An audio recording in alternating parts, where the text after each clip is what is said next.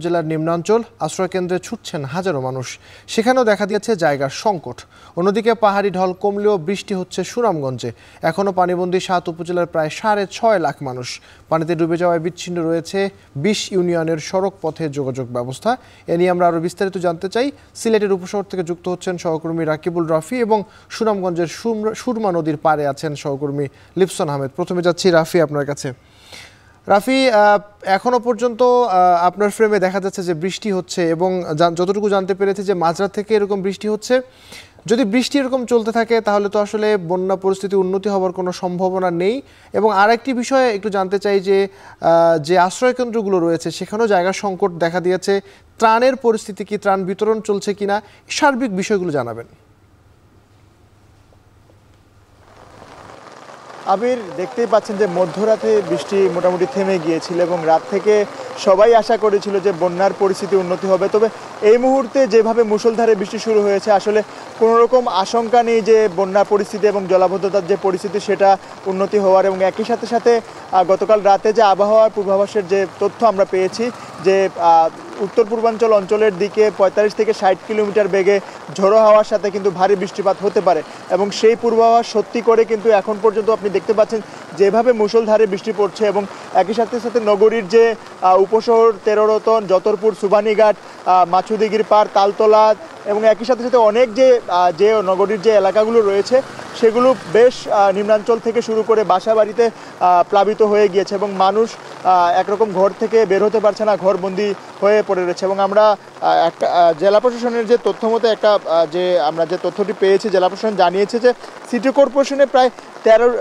City corporation সহ প্রায় 13টি উপজেলায় পানিবন্দী রয়েছেন ৬,৭৫,০০০ মানুষ এবং জেলা জুড়ে ১১৬টি ইউনিয়নে প্রায় ১,৩২৩টি গ্রামের মানুষ রয়েছেন দুর্ভোগে এবং ৬২৭টি আশ্রয়কেন্দ্রে প্রায় ১৮,০০০ মানুষ আশ্রয় নিয়েছেন। এবং পানি উন্নয়ন বোর্ড যেটি বলছে যে আগামী ২ দিনে আরও ভারী বৃষ্টিপাত থাকতে পারে এবং যে চেরাপুঞ্জি এবং মেঘালয় এবং আসামের যে বৃষ্টিপাত সেটা কিন্তু আরও বাড়তে পারে। এবং গতকাল এবং এর আগের আরও 2 দিন যদি আমি হিসাব করি তাহলে চেরাপুঞ্জি, আসাম বা মেঘালয়ে যে পরিমাণ বৃষ্টি হয়েছে প্রায় 750 থেকে 800 মিলিমিটার এবং এরকম যদি আরও 2-3 দিন চলতে থাকে তাহলে বন্যার পরিস্থিতি উন্নতি হবে বলে বলা যাচ্ছে না। এবং অন্যান্য দিকে যদি আমি বলি, উপজেলার পর্যায়ে যদি বলি যে গোয়াইনঘাট এবং কোম্পানিগঞ্জে বেশ ঝুঁকির মুখে রয়েছে। আমরা গতকাল গোয়াইনঘাট এবং কোম্পানিগঞ্জে গিয়েছিলাম এবং সেখানকার যে পরিস্থিতি দেখেছি যে প্রায় আশ্রয়কেন্দ্রে যে মানুষরা উঠছেন, আসলে জায়গা সংকুলান, নৌকা সংকট এবং ত্রাণও অনেক দেরিতে পৌঁছাচ্ছে তারা বলে অভিযোগ করেছেন। এবং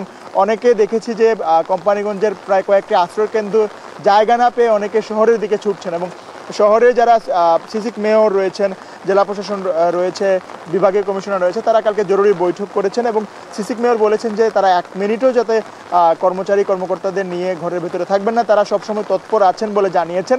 এবং আজকে দুর্যোগ ব্যবস্থাপনা ও ত্রাণ মন্ত্রণালয়ের প্রতিমন্ত্রী মোহাম্মদ মুহিবুর রহমান আজকে পরিদর্শনে আসবেন সিলেটে এবং এই যে বন্যা প্লাবিত অঞ্চল কোম্পানিগঞ্জ থেকে শুরু করে গোয়াইনঘাট, উসমানীনগর, বিশ্বনাথ, দক্ষিণ সুরমা এবং সিলেটের যে মহানগরী আছে সেখানে তিনি এসে পরিদর্শন করবেন এবং ত্রাণ বিতরণ করবেন। সিলেটে কিন্তু ওয়ার্ড টু ওয়ার্ড অনেক জায়গায় কিন্তু সরকারি এবং প্রাথমিক স্কুলগুলোতে একরকম ত্রাণ বিতরণের এবং আশ্রয়কেন্দ্র খোলা হয়েছে এবং একই সাথে সাথে সব রকম যে ব্যবস্থাপনা জেলা কর্মকর্তা যারা রয়েছেন বা যারা জেলা প্রশাসন যারা রয়েছে তারা বলছে যে তারা সক্রিয় আছে, সচেষ্ট আছে, তাদের যেরকম ত্রাণ বিতরণ এবং সব রকম কার্যক্রম তারা চালিয়ে যাবেন। তবে যে অবস্থা তৈরি হয়েছে, আসলে বৃষ্টিপাত যেভাবে বাড়ছে এবং পানি যেভাবে বাড়ছে তাতে বলাই যাচ্ছে যে বন্যার যে পরিস্থিতি তা এখনও কিন্তু অবনতির দিকে পৌঁছেছে। তো এই ছিল আমার কাছে সিলেটের বন্যা পরিস্থিতির সর্বশেষ খবরাখবর। আবিদ, এবার সুনামগঞ্জে যেতে চাই, সেখানে রয়েছেন লিপসন আহমেদ। লিপসন, আপনি যে রাস্তাটিতে দাঁড়িয়ে আছেন সেখানে আমরা দেখতে পাচ্ছি যে পানি জমে গেছে। নিশ্চয়ই যারা পানিবন্দী রয়েছেন তাদের ব্যাপারে বা তাদের নিরাপদে নিয়ে যাওয়া, আশ্রয়কেন্দ্রে নিয়ে যাওয়া, এইসব ব্যাপারে প্রশাসনের কোনো উদ্যোগ রয়েছে? সেই উদ্যোগগুলো কী কী নেওয়া হয়েছে সেগুলো জানাবেন। এবং একই সাথে এই যে সড়ক পথে যোগাযোগ বিচ্ছিন্ন হয়ে গেছে, বিদ্যুতের কী অবস্থা, মোবাইল নেটওয়ার্কের কী অবস্থা, এই বিষয়গুলো নিয়ে একটু জানাবেন।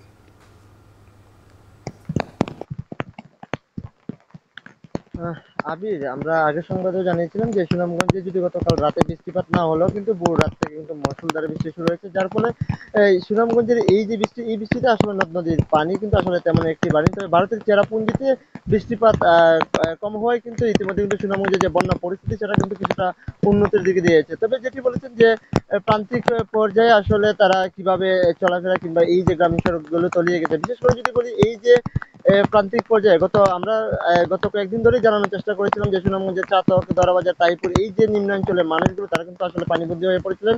বিশেষ করে তারা কিন্তু অনেকেই কিন্তু আমরা যেটি দেখেছি তারা পানিবন্দী অবস্থায় কিন্তু, যেহেতু তারা ঘর থেকে বের হতে পারছেন না, সেই ক্ষেত্রে কিন্তু তারা কোনো রকম রাত্রি যাপন কিংবা দিন যাপন করছেন। তবে বিশেষ করে কিন্তু গতকালকে কিন্তু জেলা প্রশাসনের পক্ষ থেকে কিন্তু একটি জরুরি সভা করা হয়েছিল। সেই সভায় যে ৭ উপজেলা সুনামগঞ্জের আসলে প্লাবিত হচ্ছে, সেই ৭ উপজেলা নির্বাহী কর্মকর্তাদের আসলে দায়িত্ব বা নির্দেশনা দেওয়া হয়েছে তাদেরকে যে অঞ্চলগুলোতে আসলে মানুষ পানিবন্দী অবস্থায় রয়েছে সেই অঞ্চলগুলোতে যাতে তারা নৌকা কিংবা অন্যান্য বাহন দিয়ে তারা তাদেরকে উদ্ধার অভিযান পরিচালনা করে। পাশাপাশি যে যদি বলি আমরা ইতিমধ্যে কিন্তু এই ৭ উপজেলায় কিন্তু আসলে ত্রাণ বিতরণ যে কার্যক্রম, শুকনো খাবার সেটা আসলে তারা বিতরণ করছেন। সেই সাথে নেটওয়ার্কের অবস্থা কিন্তু ইতিমধ্যে যেহেতু পানি বাড়ছে, বৃদ্ধি পাচ্ছে, নিম্নাঞ্চলের নেটওয়ার্কের অবস্থা খুবই খারাপ।